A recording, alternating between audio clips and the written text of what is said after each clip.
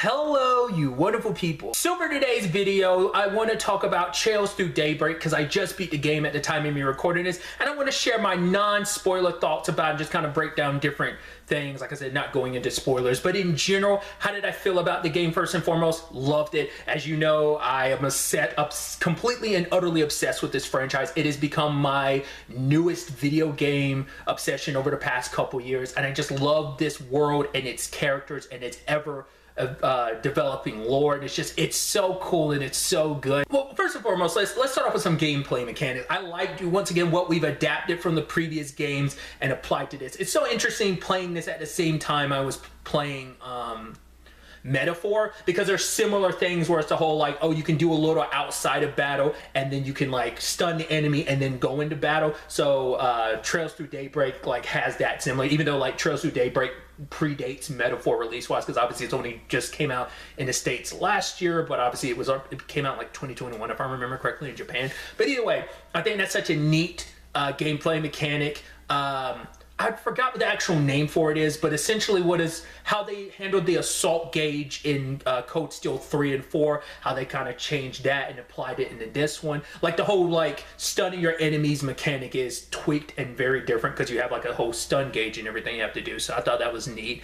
But also taking kind of like the concepts of, you know, the link system from the Code Steel games and shifting it a little bit, and also taking from Reverie where you have those unite attacks. They take that bar and they apply it in other ways, and who knows what that could be applied to in Code Steel, in Trails Through Daybreak 2 and beyond. But a lot of interesting changes to the like battle mechanics, but just like ever evolving it like that I think is pretty dope. So I really like that. Staying on the gameplay mechanics, I really like the alignment system.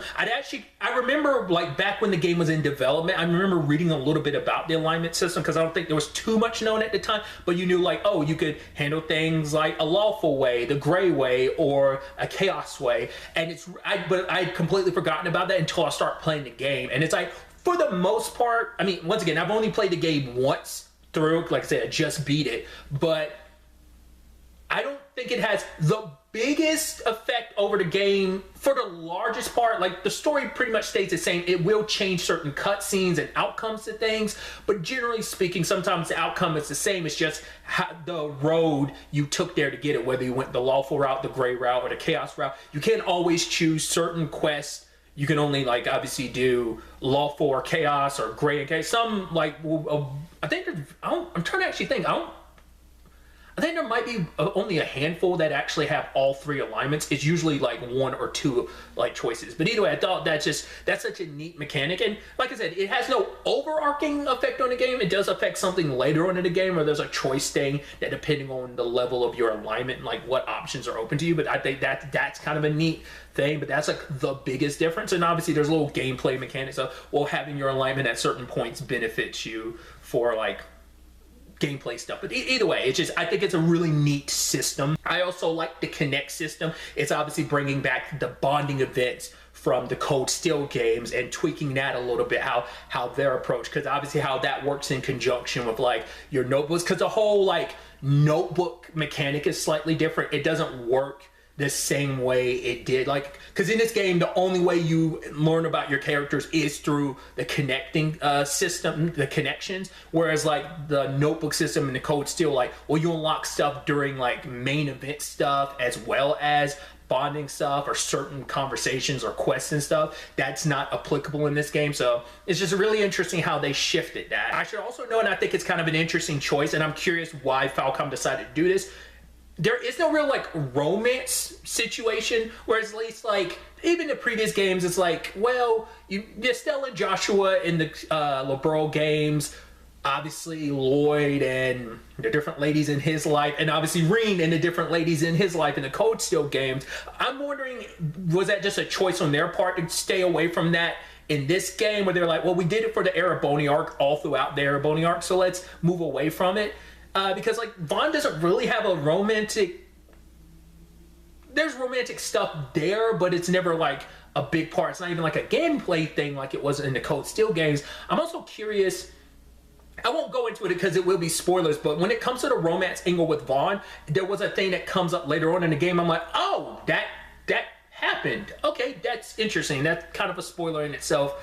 Inadvertent spoiler, but you know, I'm trying not to go too detailed about it. But I thought that was such an interesting thing where I'm like, oh, okay, so when it came to the romance angle of Vaughn's life, I was curious, like, oh, like, I would have never expected that was already kind of a thing. But either way, so I thought that was kind of a neat and interesting change.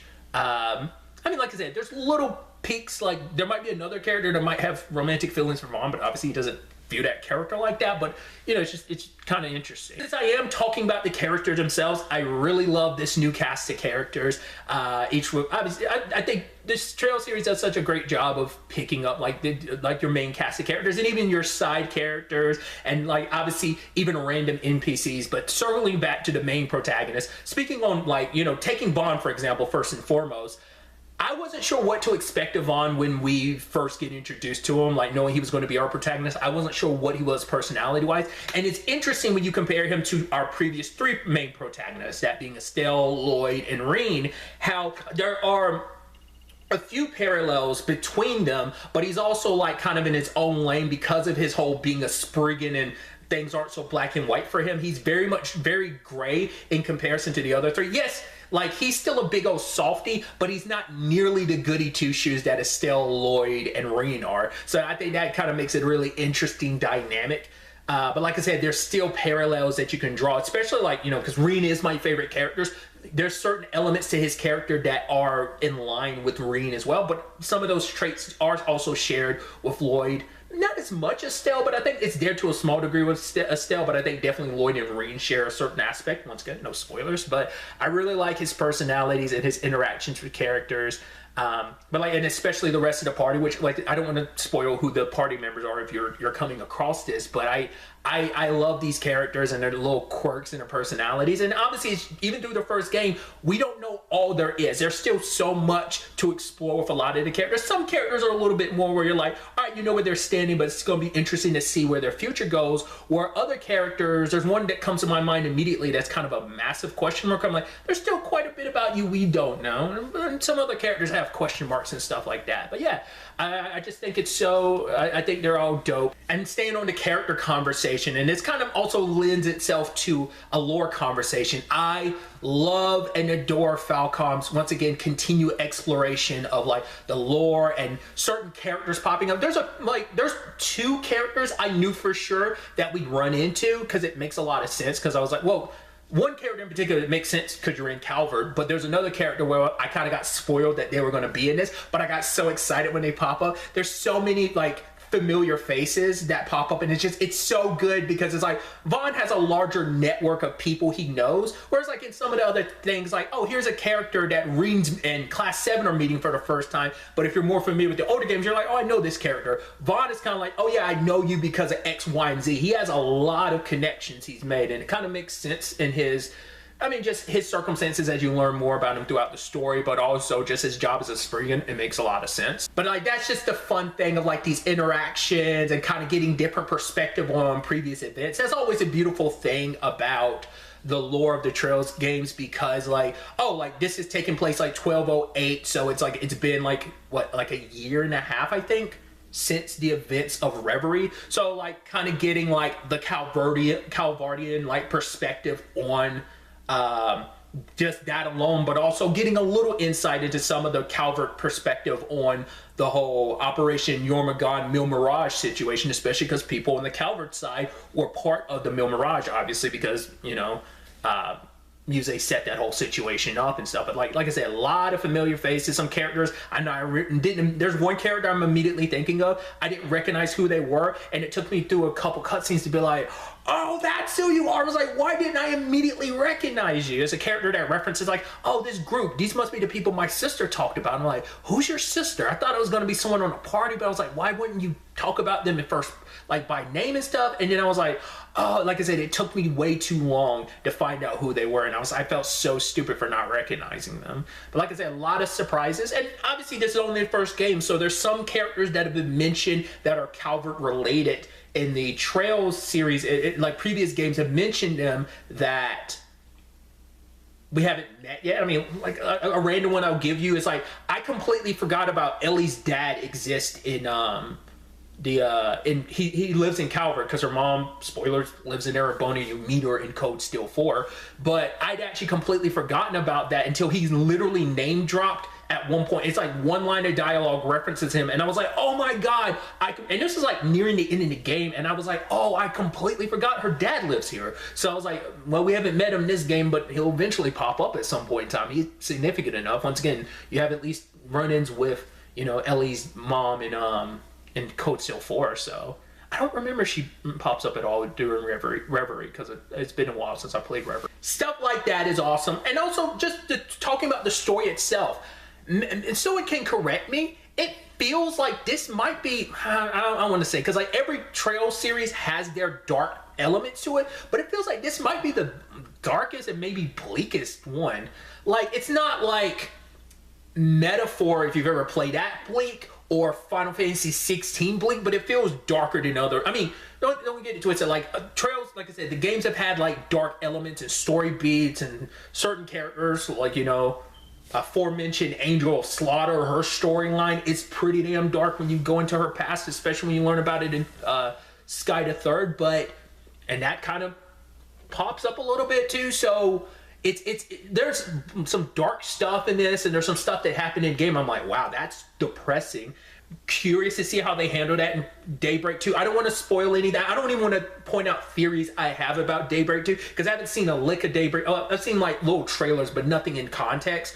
And because I've avoided them because I'm like, I'm playing the game and I don't want to accidentally get spoiled on something that's revealed in Daybreak 2 or whatever. But either way, I have ideas about like what Daybreak 2 story might be, because and someone can correct me, I do believe, like, I remember seeing something being like Daybreak 2 is probably going to split the Trails fan. Like some fans will like it, some people will hate it. I don't remember the context of it, and I don't want to know, but I think I vaguely remember that being like, it's going to be a very divisive Trails game, but I can't remember. I don't think it was Daybreak 1. I do believe it was Daybreak 2, but either way, regardless of it, I really like the story, and there's a lot of interesting parallels you can draw between like your first games in every series, whether it's Trails in the Sky first chapter, whether it's Zero, whether it's I always just call it Zero because I always forget the preposition, whether it's like Trails to Zero, Trails from Zero, Trails to Azure, Trails from it. I always forget the preposition, so I just call it Zero. And Code Steel 1. There's a lot of interesting parallels story structure wise that I think is pretty neat.